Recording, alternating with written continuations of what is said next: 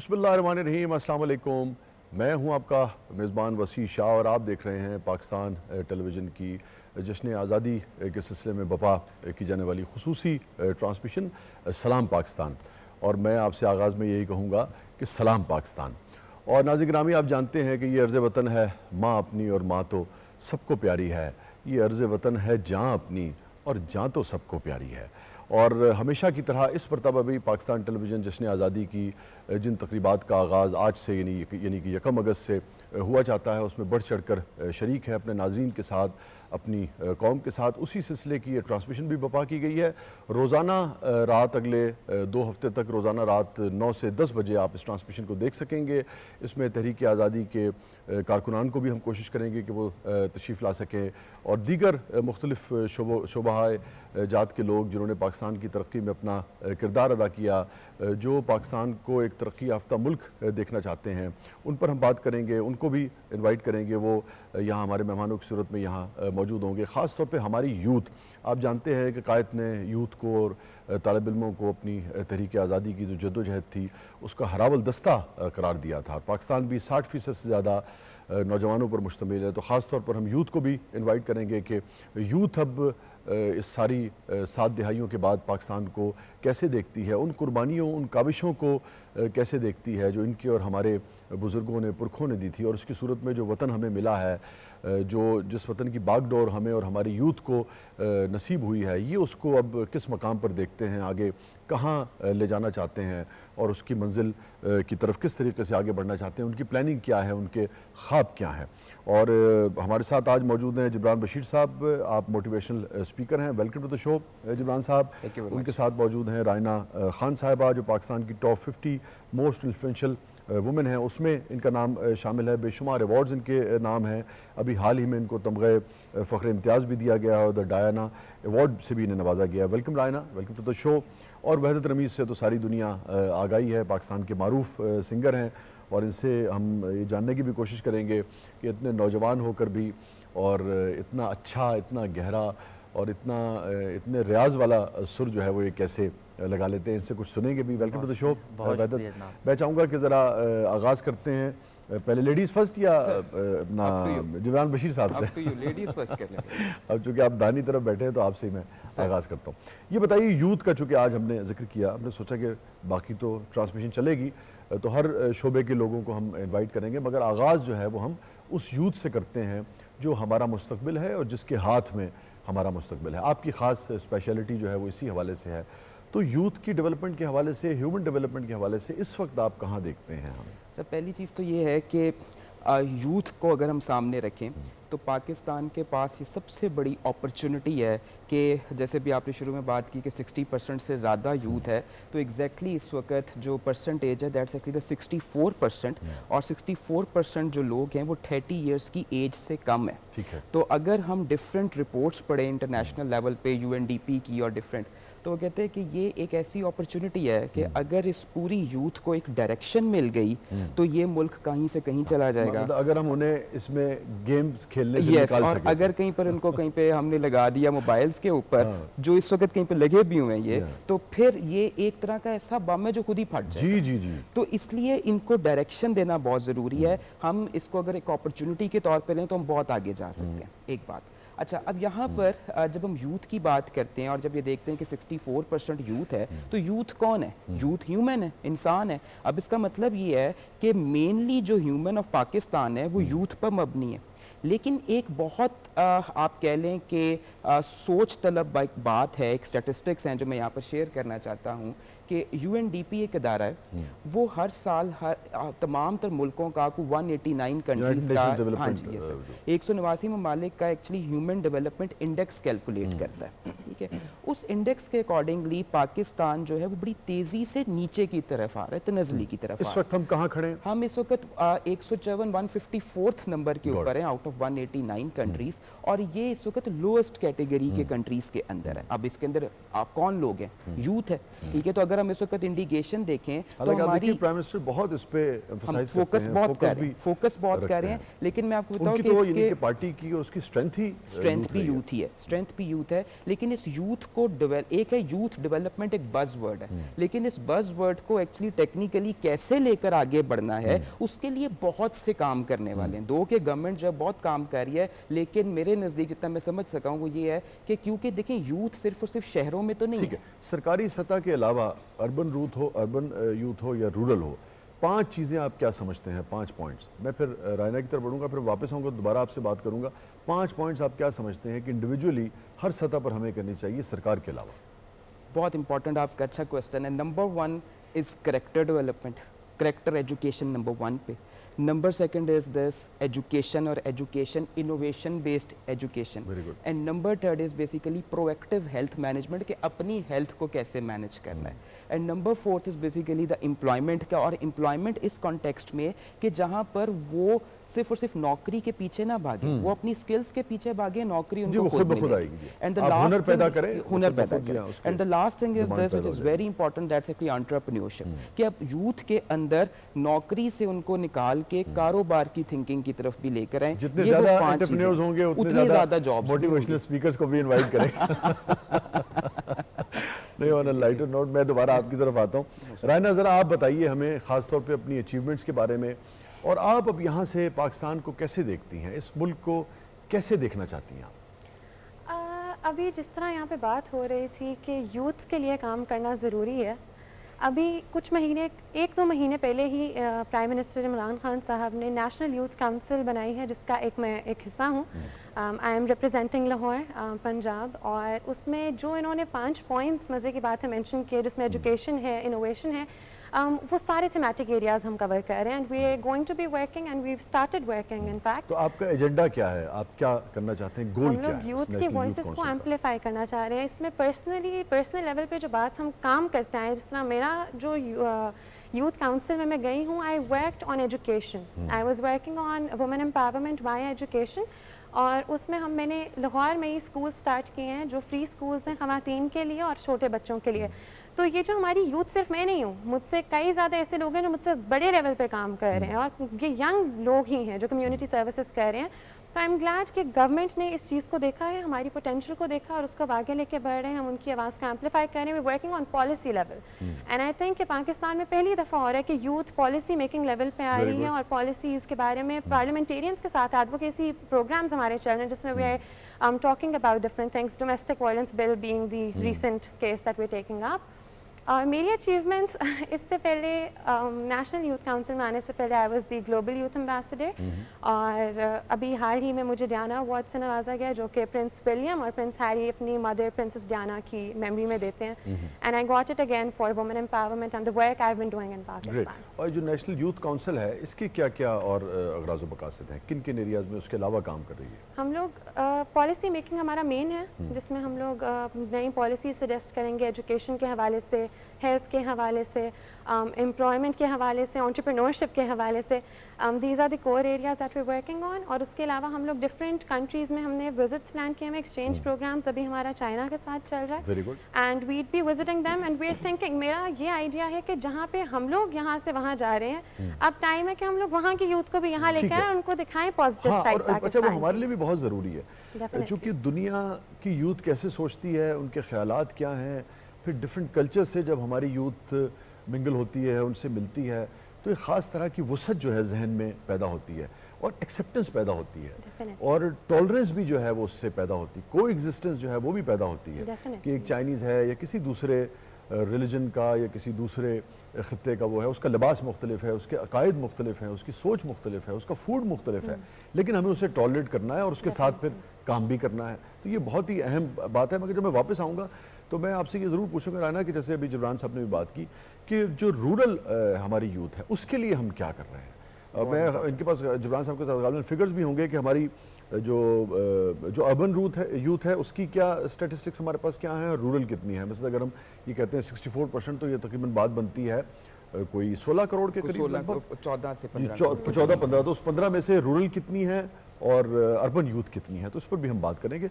चूंकि इसमें बड़ी इंपॉर्टेंट बात यह है क्या है, मुझे लगता है कि इन दोनों की सोचों में भी फ़र्क है, बावजूद इनको भी आपने एक जगह लेकर आना है, एक हार्मनी इन दोनों में भी पैदा करनी है। वहदत, आप ये बताइए कि यदि कि इतनी सी उम्र में और इतना अच्छा क्लासिकल, इतना डीप सुर, इतना रचा हुआ, इतने स्वभाव के साथ, ये कैसे हुआ? जनाब, आवाज़ तो अल्लाह ताला की देन है, बेशक। तो बाकी अब पता ये चल रहा है कि इस म्यूज़िक का हर इंसान की रूह के साथ ताल्लुक़ है, तो वो मुझे ये पहचान नज़र आ रही है, तो मैं इस पे मेहनत कर रहा हूँ। ये ऐसा म्यूज़िक है, मतलब इससे मतलब ना तो कल्चर ख़राब होता है, तो इससे मतलब इंसान की रूह के साथ इसका ताल्लुक़ है। तो मैंने इसलिए अच्छी शायरी, बामकसद शायरी और अच्छे सुर, ये मिलके मतलब इन पे मैं कर रहा हूँ। नाज़रीन, कहीं नहीं जाइएगा, छोटे से वक्फे के बाद वापस आते हैं। आप देख रहे हैं जश्न आज़ादी की तकरीबात के सिलसिले की खुसूसी ट्रांसमिशन सलाम पाकिस्तान। सलाम पाकिस्तान थोड़ी देर में वापस आते हैं।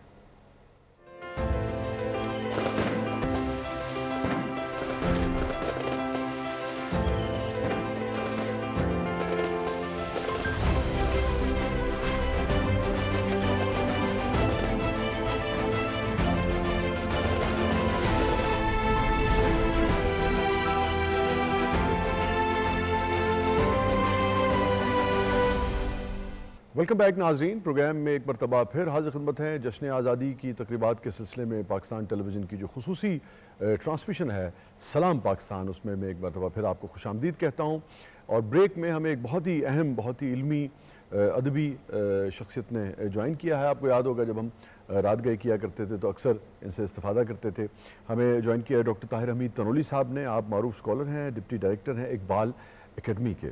इकबाल एकेडमी जो इकबाल पर रिसर्च करती है, इकबालियात पर रिसर्च करती है और फिर इल्म की तकसीम वहाँ से होती है, इल्म फैलता है।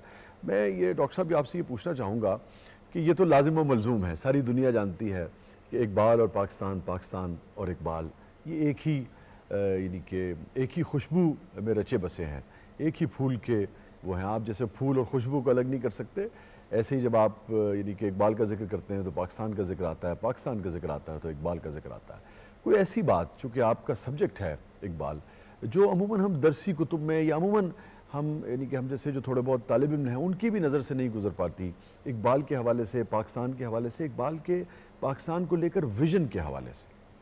जी हाँ वसी शाह साहब, वो आपने बड़ी बुनियादी बात की है कि अल्लामा इकबाल का ताल्लुक़ पाकिस्तान के साथ बिल्कुल ऐसी है जैसे खुशबू का ताल्लुक़ जो है वो फूल के साथ है या रूह का ताल्लुक़ जिस्म के साथ है। बेशक। अल्लामा इकबाल की फ़िक्र जो है वो जिद्दोजहद पाकिस्तान की रूह है। अगर अल्लामा की फ़िक्र को निकाल दिया जाए, क्योंकि मेरा आपका फासला अगर अल्लामा की नहीं है, मगर ये जो ज़मीनी अल्लामा की फ़िक्र को मैं ज़रा सुन पाऊंगा तो फिर मैं हो सकता है क्वेश्चन, अगर अल्लामा की फ़िक्र को आइसोलेट कर दिया जाए, अलग कर दिया जाए पाकिस्तान की जद्दोजहद से, तो फिर आप इसकी किसी मंजिल का, किसी मकसद का तयन नहीं कर सकते। और आप देखें कि जितनी भी जद्दोजहद हमारी थी, जोग्राफिया रह जाएगा। और ये तब कमोबेश 1857 के बाद से स्ट्रगल मुसलमान कर रहे थे, लेकिन इसकी समत का तयन तब हुआ जब 1930 में अल्लामा इकबाल ने खुतबा अल-आबाद दिया। यानी वो एक इतना बड़ा माइलस्टोन है कि जहाँ से आके आपकी जिद्दोजहद आज़ादी को एक डायमेंशन मिली, एक डायरेक्शन मिली, एक समत मिली।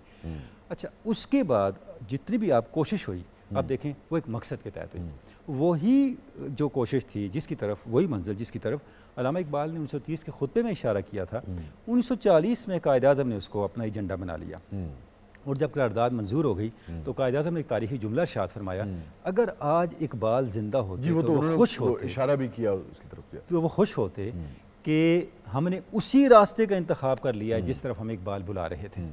और खुतबा अल-आबाद शाह साहब इतना इम्पॉर्टेंट डॉक्यूमेंट है, मैं आपको पूरे एतमाद से अर्ज़ कर रहा हूँ कि आज भी पूरी मुस्लिम वर्ल्ड में इससे कम्प्रिहेंसिव पॉलिटिकल डॉक्यूमेंट आपके पास नहीं है जो आज की तहजीबी, सियासी और जो चैलेंजेस है उनकी ज़रूरियात को पूरा करता हो। बहुत प्रोग्रेसिव, बहुत मॉडर्न और एक जदीद रियासत। और देखें उसके अंदर अल्लामा ने आपकी तहजीब को डिफ़ाइन कर दिया, आपकी सिविलाइजेशन को डिफ़ाइन किया और वो बुनियाद फराहम की कि आप क्यों अलग मुल्क का मुतालबा करें और आपकी बका का रास्ता क्या है। देखें अल्लामा ने हमेशा खुदी की बात की, खुदी जब फ़र्द में होती है तो मर्द कामिल बनती है। बेशक। और खुद ही जब कौम में आती है तो पाकिस्तान बनता है। सुभान अल्लाह। और ये बात अल्लामा ने खुद कही। खुद वाह। वाला बात को जो एंड है इस बात पे है कि आप लोगों ने मुझे एक पैगाम के लिए बुलाया है, तो मैं आपको पैगाम ये दूंगा कि मेरी ज़िंदगी के मुताले का हासिल ये है कि इस्लाम पे जब भी नाजुक वक्त आया है, मुसलमानों ने इस्लाम को नहीं बचाया, इस्लाम ने मुसलमानों को बचाया। हाँ, बेशक कितनी बुनियादी बात है। बेशक। और मुसलमानों की बका इसमें है कि वो अपने आप को बनाए। अलैकुम अनफुसकुम ला यदुर्रुकुम मन दल्ला इज़ इह्तदा। तुम कुरान मजीद क्या है, ये आखिरी सेंटेंस है खुद वाला बात का। अगर तुम अपने आप को बना लोगे, अपनी इज्तिमाई खुदी को तामीर कर लोगे, सारी दुनिया भी तुम्हारे खिलाफ खड़ी हो जाए, तुम्हारा कुछ नहीं बिगाड़ सकती। बेशक। तो अब कितना कॉन्फिडेंस दिया अल्लामा ने, यानी इज्तिमाई खुदी का जो वजूद है वो किस तरह से रियलाइज़ होता है, उसका पूरा जो मैकेनिज़्म है वो अल्लामा ने खुद वाला बाद में दे दिया। अच्छा, दूसरी बात जो इम्पोर्टेंट है शाह साहब वो ये है कि अल्लामा की शख्सियत इतनी जामे है कि वो आपकी सोसाइटी के हर सेगमेंट को एड्रेस करती है। बेशक। देखिए हम पैदा होते हैं, स्कूल में जाते हैं, लब जी, पे जी, आती है दुआ हाँ। बन के तमन्ना, पहाड़ और इकबाल को बकरी और सुनते उससे हैं, पहाड़ शुरू उगरे, होते हैं, बिल्कुल जुगनू से और छोटी छोटी बात। हिमालय से हम आते मर कभी जाते ये नौजवान हैं, मुस्लिम तदब्बुर जिंदगी भी- गुजार के मौत की दहलीज पे जा पहुंचते हैं, इकबाल अभी बाकी होता है। जी जी जी जी जी। इकबाल अभी बाकी होता है और उसके साथ भी इकबाल चलता है। जावेद नामा इकबाल की एक क्लासिकल मजमूआ है और जावेद उनके बेटे थे, लेकिन यहाँ जावेद से मुराद इस कौम का हर नौजवान है। उसकी जो आखिरी नज़्म है शाह साहब, उसका उन्वान है खिताब ब नयाद नो, कि नई नस्ल से चंद बातें, an address to new generation. उसका जो आखिरी शेर है वो ये है कि सिर्र दीन मुस्तफ़ा गोयम तुरा, हम बकब्र अंदर दुआ गोयम तुरा। सुभान अल्लाह। सुभान है नौजवान मुस्लिम, मैंने ज़िंदगी सारी एक काम किया है, हाँ। तो मैं ये बताऊं कि इस्लाम क्या है, रसूलुल्लाह सल्लल्लाहु अलैहि वसल्लम का पैगाम क्या है, ये बताऊं। तेरे साथ मेरी वाबस्तगी का ये आलम है, मैं कब्र में भी जाके तेरे लिए दुआ करता रहूं। अल्लाह अकबर। यानी आप अल्लाह देखें अकबर। इकबाल पूरी ज़िंदगी हमारे वाह साथ वाह रहता है। वाह। और और उसके इलाही साथ आरज़ू मेरी यही है, मेरा नूर बसीरत आम आम कर कर दे। अच्छा, और उसके इससे आप उठें, इकबाल हमारे माजी को हमारे मुस्तकबिल से जोड़ता है, बेशक। क्योंकि दुनिया इतनी बदल चुकी है शाह साहब कि हमारा जो माजी था उसको जब तक आप आज के नैरेटिव में बयान नहीं करते, आप आगे नहीं बढ़ सकते। वो जो कनेक्टिविटी है वो इकबाल है। बिल्कुल दुरुस्त कहा। अच्छा, इसके साथ इकबाल मशरिक और मगरब को जोड़ता है। यानी देखें, इकबाल मगरब से पढ़े जी जी। और मगरब के जो फर्स्ट हैंड जो उनका नॉलेज था, जो इल्मी सरचश्मे थे, यानी जिनका नाम लेके हम इल्म की सनद लेते हैं, जी, जी, जी। इकबाल उनसे मुस्तफ़ीद हुए। जी जी मुस्तफ़ीद हुए और बहुत ही इकाला ज़रफ़ी का हमेशा मुजाहरा किया, उन पर नज़में लिखी, उनको नज़्में ट्रिब्यूट उनको पेश देखें किया। जी, अल्लामा ने तो दुनिया बड़े जहान आदमी को की इकबाल ने विजडम दिया। को अप्रिशिएट किया। जी हाँ। आप जावेदनामा में देखें, जी हाँ। वहाँ पे आपको हिंदू विजडम मिलेगी, बुद्ध विजडम जी, जी, जी। मिलेगी, संस्कृत का मार्क्स जिक्र के बारे मिलेगा, में क्या-क्या मार्क्स, नहीं फरमाया। ईस्ट और वेस्ट की दानिश आपको तो एक मिलेगी। बड़ी वुसअत नजर आती वुसअत। है। एक देखें, progressive, कॉस्मोलॉजिकल tolerant, विजन है इकबाल जी का। हाँ, एक काबिल इकबाल का दिया। कॉस्मोलॉजिकल विजन, जी हाँ। यानी मैं इसलिए अक्सर अर्ज करता हूँ कि हम खुश नसीब हैं कि हम इकबाल मंद हैं, वाह वाह। हमारे पास बेशक। इकबाल है। सुभान अल्लाह। जी रायना, आप ये फरमाइए कि जो रूरल यूथ है, हमारी गांव में बसने वाली यूथ और हमारे शहरों में बसने वाली यूथ, यानी कि लगता ये है कि भाई आप शहरों के लिए तो यकीनन नज़र भी आ रहा है, मगर आपकी इस पूरी प्लानिंग में, इस पूरी जो प्राइम मिनिस्टर ने ये अपना जो डेवलप किया है जो आइडिया, इसके अंदर रूरल जो यूथ है उसके लिए क्या है? रूरल यूथ जो है वो खुद भी अपने आप को रिप्रेजेंट करी। वी हैव इंडिविजुअल्स जिनका ताल्लुक डीजी खान और उससे आगे कई फार फ्लंग इलाकों से भी है, जो आके हमारे साथ टेबल पे बैठे हुए हैं। हर इलाके से हमारे पास कश्मीर से इंडिविजुअल्स हैं जो रिप्रेजेंट आप उन करें तक गिलगित पहुंच कैसे बल्तिस्तान से।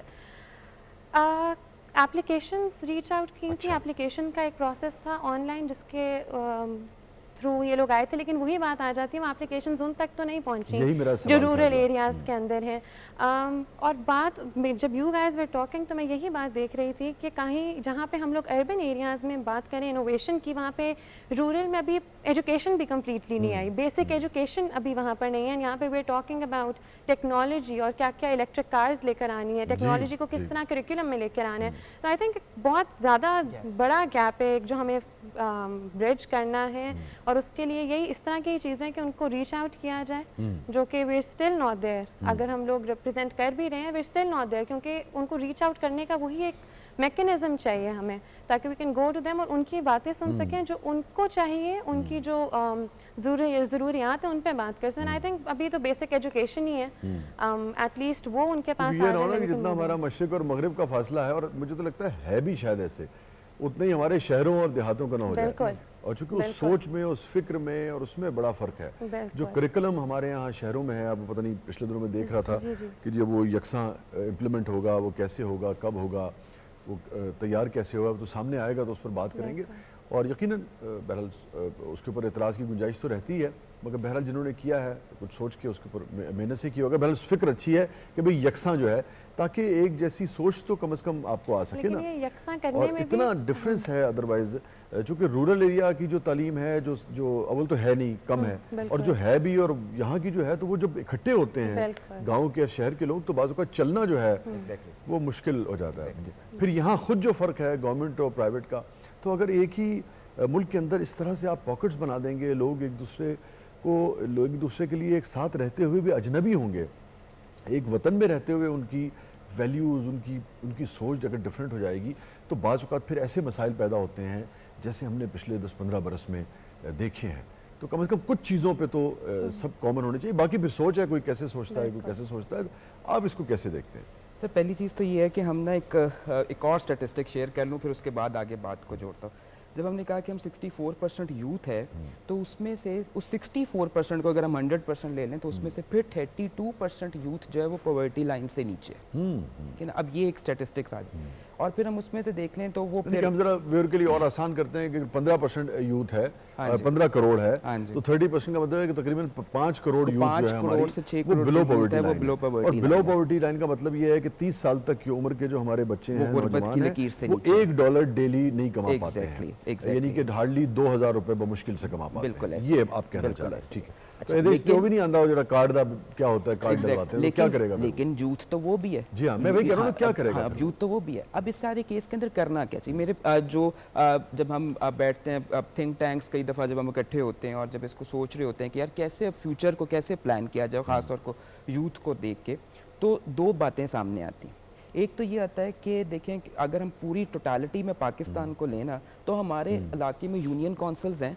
क्या हम यूनियन काउंसिल्स के मॉडल पर कोई इंसानी तरक्की मराकज़ अगर बना दें या ह्यूमन डेवलपमेंट सेंटर्स बना दें, तो वहाँ पर एक यूनिफॉर्मिटी क्रिएट कर दें कि ये जो मैंने अभी आपसे 5 बातें शुरू में शेयर की कि यार करेक्टर डेवलप करना है, एजुकेशन डेवलप करनी है, प्रोएक्टिव हेल्थ पे काम करना है, एम्प्लॉयमेंट पे काम करना है, एंटरप्रेन्योरशिप पे काम करना है, तो ये एक यूनियन काउंसिल के पैरेलल अगर ह्यूमन डेवलपमेंट काउंसिल्स या इंसानी तरक्की काउंसिल्स बनाए, तो वो फिर हर इलाके में नीचे तक उतर के काम कर सकती हैं। तो ये एक बेसिकली एक आइडिया है जिसके ऊपर मैं खुद भी इस वक्त काम कर रहा हूँ कि हम ये कैसे कर सकते हैं, ये आप कैसे दायरा बना एंटरप्रेन्योरशिप की सकते हैं। बात कर रहे हैं, आपका तजुर्बा और उस तजुर्बे के बायस जो स्टैटिस्टिक्स अगर आपके पास है, ये फरमाइए कि जो हमारे यहाँ ये कारोबार और नौकरी का जो मामला है, इसको यूथ अब मौजूदा कैसे देखती है और इस हवाले से क्या आप गाइड करेंगे? देखें, ये बड़ा अच्छा सा क्वेश्चन है। पहली बात तो ये कि देखें, हम एंटरप्रेन्योरशिप और फ्रीलांसिंग में ना फ़र्क समझ लें, या सेल्फ एम्प्लॉयमेंट में और एंटरप्रेन्योरशिप में फ़र्क समझ लें। मुख्तसर अगर आप बयान फरमाएं। वो यूथ ये समझती है कि अपने लिए काम करना ये एंटरप्रेन्योरशिप है, लेकिन ये सेल्फ एम्प्लॉयमेंट तो हो सकती है, ठीक है, या ये एक फ्रीलांसिंग तो हो सकती है कि आप सिस्टम पे बैठे, आपने जो है वो कोई आउटसोर्सिंग का काम कर लिया और आपने हो गए ना, और आप सर्वे पर। लेकिन एंटरप्रेन्योरशिप का मतलब ये है कि आप एक ऐसे कारोबारी शख्स बने जो खुद भी कमाए और जिसके employment कारोबार की generate वजह करे। से फिर आगे एम्प्लॉयमेंट भी जनरेट हो, और फिर इस तरह के कारोबार करें जिसके अंदर फिर कोई तख्लीकी सोच हो, कोई इनोवेशन हो, क्योंकि अब जब तक कारोबार के अंदर कुछ नया नहीं ना होगा, उसके पिटने के चांसेस बहुत और ज़्यादा आप देखिए जिब्रान साहब, इतनी बरकत है इसके अंदर। Exactly। मैं तो बिजनेस मेरा शोबा था, ये अलग बात है कि हमने उधर कुछ किया नहीं, मगर मुझे याद है हली कॉलेज में जब हम दाखिल होते थे तो उसके माथे पर यानी कि आक़ाए दो जहाँ सरकार दो आलम सल्लल्लाहु अलैहि वसल्लम की एक हदीस वहाँ रोशन थी कि 10 में से 9 हिस्से रिस्क जो है वो ऐसे ही? तिजारत में है। तिजारत का लफ्ज़ है, मगर बुनियादी बात वही है कि ऐसे ही है, बिजनेस ऐसे ही। और कारोबार और सारा जो है। सर एक एक एंटरप्रेन्योरशिप डेवलपमेंट का एक इदारा है यूएस में, वो भी एक इंडेक्स कैलकुलेट करता है, तो वो बताता है कि किस मुल्क में एंटरप्रेन्योरशिप या अपने कारोबार का रुझान कितना है। तो उस रुझान में अगर हम देखें तो हम पाकिस्तान में 127वें नंबर पे, अगर टोटल 127 मुल्कों का वो उन्होंने कैलकुलेट किया है, तो उसके अंदर भी पाकिस्तान जो है वो कहीं पर 110 से ऊपर के दर्जे में किसी 117वें नंबर पर है। अच्छा, उसके अंदर भी मतलब जो 109 के बाद है, 109 के बाद है, यानी नीचे है हम ना? नीचे है, यानी अब इसका मतलब मैं ये- जब वापस आऊंगा ना, हाँ जी, तो मैं फिर आपसे जानने की कोशिश करूंगा कि हमें उन चीज़ों को भी बताइए जिसमें हम 100 से ऊपर हैं। आपकी बात मैं चाहूंगा, अगर एक आध जुमला तो मुकम्मल कर लीजिए, नहीं तो वापस आ सर बस वो आज प्राइम मिनिस्टर साहब ने कहा है कि हम टॉप 3 के अंदर हैं जिन्होंने कोरोना को बहुत अच्छे तरीके से नहीं, वो सेव तो किया किया है। है। और वो ये तो देखिए, बहुत मैं तो और ये अपने बहुत वो सक्सेसफुल बात जो है। टीवी के जो निजी चैनल के जो सियासी शोज है उसमें भी हम कहते हैं तमाम तर तनकीद के बावजूद को वो एक ऐसा क्रेडिट है जो प्राइम मिनिस्टर इमरान खान से कोई Exactly, नहीं बेशक उनका छीन है। सकता है। छोटे से वक्फे के बाद वापस आते हैं। आप देख रहे हैं जश्न आज़ादी की तकरीबात के सिलसिले की खुसूसी पाकिस्तान टेलीविजन से नश्र की जाने वाली ट्रांसमिशन सलाम पाकिस्तान।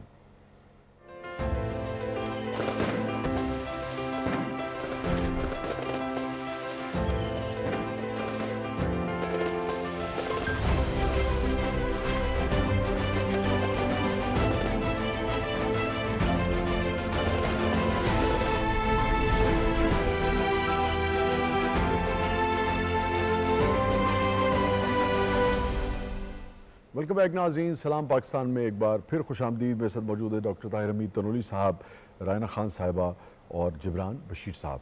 डॉक्टर साहब, कुछ जिक्र हो जाए इकबाल और शाहीन का, ज़रा उस बारे में हमें बताइए कि ये तो हमें भी मोटा मोटा सबको पता है कि भाई शाहीन अलामत है बुलंद निगाही की, बुलंद परवाज़ की, और सुखन भी बुलंद, निगाह भी बुलंद, मगर इस अलामत को हम अमली ज़िंदगियों पर ख़ास तौर पर यूथ कैसे लागू कर सकती है? जी हाँ, देखें जी, अल्लामा ने जो शाहीन का सिंबल लिया है नौजवानों के लिए, बुनियादी तौर पे इसमें कुव्वत अमल है और यकीन है, आरजू है, मायूसी को मायूस करना है। ये जो सिफ़ात हैं शाहीन की, अल्लामा नौजवान नस्ल में इनको देखना चाहते हैं और अमलन इन सिफ़ात को लेके आना चाहिए। अभी जो डिस्कशन हो रही थी तो अल्लामा की ज़िंदगी का एक वाक़या मेरे जहन में आया। 1932 में लाहौर में ऑल इंडिया मुस्लिम कॉन्फ्रेंस हुई थी, जिसको प्रिजाइड अल्लामा इकबाल ने किया, और वहाँ पर अल्लामा ने जो खुतबा दिया उसमें उन्होंने 5 तजावीज़ दी मुस्लिम नेशन को उठाने के लिए। उसमें एक तजवीज़ ये थी कि शहर से लेके गाँव तक कल्चरल ग्रुप्स बनाए जाएँ, ऐसे कल्चरल ग्रुप्स बनाए जाएँ जिनकी असास न सियासत हो न मज़हब हो। अरे वाह! और उन कल्चरल ग्रुप्स के ज़रिए से जो यूथ की एनर्जी है उसे मोबिलाइज़ किया जाए। ठीक है। क्योंकि हमारी सोसाइटी के जो यूथ है उसका बहुत ज़्यादा पोटेंशियल अपने प्रॉपर टाइम पे यूटिलाइज़ नहीं होता। अच्छा, जब तक आप उसको यूटिलाइज़ नहीं करते, उसको एक्सप्लोर नहीं करते, उसके सामने एक अपॉर्चुनिटीज़ नहीं रखते, तो क्या होता है, सोसाइटी मुअत्तल हो जाती है। मुअत्तल हो जाती है, और फिर सिर्फ मुअत्तल भी गालिबन डॉक्टर साहब नहीं होती, वो मनफी सरगर्मियों में फिर जाता है। साफ ज़ाहिर है, उसका दोहरा ये मसला ये है कि आपके पास एक एनर्जी है, जब आप उसको यूज़ नहीं करेंगे, अब्दुल कुद्दूस फरमा रहे हैं, वो कहते हैं ना, खाना खाली रहा दो में गिरत, तो वो दूसरी तरफ चला जाएगा, उसका नुकसान होगा। तो अल्लामा ने ये जो तजवीज़ दी थी, मैं समझता हूँ कि आज भी उतनी ही रेलेवेंट है, बल्कि ज़्यादा रेलेवेंट है जितनी उस ज़माने में थी। क्योंकि यूथ, देखिए ना, यूथ एनर्जी का नाम है, एनर्जी का नाम है, ठीक है ना, और ये खास एनर्जी टाइम को है। आप किसी तरफ अगर नहीं लगाएंगे तो कहीं ना कहीं और से ये तो उम्र का एक टूटेगी। खास हिस्सा है, अगर आप उस हिस्से में इसको एक डायमेंशन नहीं देते तो उसकी बाद की ज़िंदगी भी उसके मनफी असरात रहते हैं। अब देखिए, अल्लामा यूरोप में थे तो कुछ नौजवान अल्लामा को मिलने के लिए गए, तो मुलाकात के बाद उन्होंने कहा जी हमें ऑटोग्राफ दे दें, तो अल्लामा ने अपना एक शेर लिख के दिया, बड़ा कमाल शेर है, साथ उन्होंने उसका तर्जुमा भी लिखा, चुना बजी अगर मरगे मास्त मरगे दवाम, खुदा से कर दे खुद शर्मसार तर गर्दत। सुभान अल्लाह। इस तरह ज़िंदगी गुजारो। वाह वाह वाह। अगर हमें मौत आनी हो तो अल्लाह हमें मौत देने के बाद फरमाए कि इसे जिंदा रहना चाहिए। वाह वाह वाह वाह। ठीक है, इसकी ज़रूरत थी अभी। क्या तो यानी आप इस तरह से अपने आप को बनाओ कि आप खालिक भी दूसरों के खुश हो लिए, जाए। खालिक के लिए भी सरापा नाज बन जाओ। वाह वाह वाह। तो ये कब पॉसिबल है?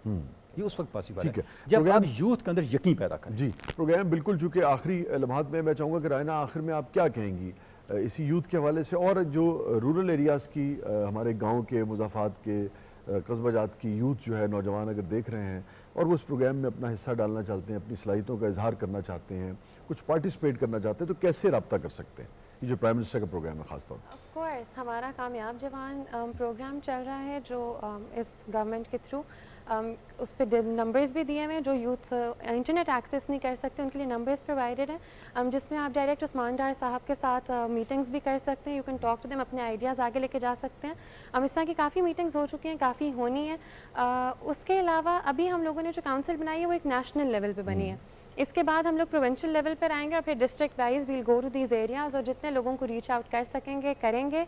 और वही बात हो गई जो इन्होंने अभी मेंशन किया, very learning experience for me. मैंने यहाँ आके इतना कुछ सीखा है इस छोटे से प्रोग्राम में भी, कि आप किसी भी मज़हब से हैं, किसी भी इलाके से हैं, जैसी मर्ज़ी आपकी आप ब्रिंगिंग है, you are from a wealthy background, you from an underprivileged background, what matters is कि आप अपने मुल्क के लिए क्या सोचते हैं और क्या करते हैं और क्या कर रहे हैं।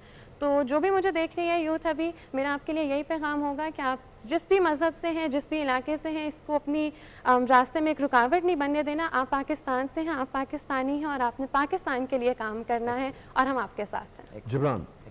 सर, दो बातें। पहली तो ये कि वो अर्बन यूथ हो या रूरल यूथ हो, इन सारों के लिए हमें एक काम लाजमी करना है, और वो है करैक्टर डेवलपमेंट का, किरदार साजी का। और किरदार साजी के अंदर 3 चीज़ें हैं कि एक, यूथ अपनी नीयत साफ़ रखे, दूसरा हमेशा सच बोले, और तीसरा रिस्क हलाल कमाए। वाह। अगर ये 3 चीज़ें हम अपनी यूथ के अंदर डाल देते हैं तो वही इकबाल का नौजवान है, और वही जो है इस मुल्क को आगे लेकर जाएगा। ये मेरी एक बात। दूसरी बात जो है वो ये है कि मेरी यूथ को ये मैसेज है कि अपने आज को अपने गुज़रे हुए कल से बेहतर करें, और अपने आने वाले कल को अपने आज से बेहतर करें। ये यूथ को मैसेज है। और आखिर में मेरा एक ख्वाब है, एक विज़न है पाकिस्तान के लिए। 2047 है, 100 साल पाकिस्तान के कंप्लीट होने हैं। तो दिस इज़ द विज़न कि हम लोग मिलकर पाकिस्तान को उस 154th नंबर से उठा के दुनिया के 10 बेहतरीन ममालिक की सफ़ में लेकर आएँ इंसानी तरक्की के एतबार से, ताकि जो है हमारा इंसान जो है वो जब तरक्की करेगा तो मुल्क जो है वो खुद ब खुद तरक्की करेगा। बहुत बहुत शुक्रिया जिब्रान साहब। आप मेरे पास अभी वक्त है या? जी जी, बहुत बहुत शुक्रिया जिब्रान साहब, बहुत बहुत शुक्रिया राना साहब आपकी तशरीफ़ आवरी का। डॉक्टर साहब बहुत बहुत शुक्रिया आपकी तशरीफ़ आवरी का। नाज़रीन गिरामी, ये आज का शो था। अगले 2 हफ्तों तक हम रोज़ाना रात के इस पहर आपके साथ हुआ करेंगे। 9 से 10 बजे तक आपके साथ हुआ करेंगे। आप अपनी जो तजावीज़ है उससे भी आगाह कीजिए, आपको प्रोग्राम कैसा लगा इससे भी आगाह कीजिए। हम कोशिश करेंगे कि हमारा प्रोग्राम जो है वो यूथ से और यूथ के जो आइडियाज़ हैं उनसे भरपूर हो, एक एनर्जी मिले आपको, और इनके जो ख़यालात हैं वो सुनने का मौका मिल सके। अपनी राय से हमें ज़रूर आगाह कीजिएगा। और मैं जो अभी रायना ने बात की, मुझे बहुत ही खुशी हुई, बहुत ज़्यादा मुझे इस बात की खुशी हुई जो उन्होंने कहा। जैसे अब इन्होंने रूटीन में बिल्कुल चलते चलते एक बात की कि मैं यहाँ आई और मुझे सीखने को मौका मिला। तो मैं इसे कहूँगा कि ये रेसिप्रोकल होता है। मुझे भी इनकी बातें सुनकर बहुत कुछ सीखने को मौका मिला। ये जो सीखने का अमल है, यूथ अगर ये बात जान ले और ये समझ ले कि सीखने के अमल को अगर आप अपनी ज़िंदगी का हिस्सा बना लें तो फिर कोई आपका रास्ता नहीं रोक सकेगा, क्योंकि जो सीख लेता है दुनिया उसके पीछे होती है। कल इंशाअल्लाह अज़ीज़ 9 बजे दोबारा आपसे मुलाकात होगी। सलाम पाकिस्तान।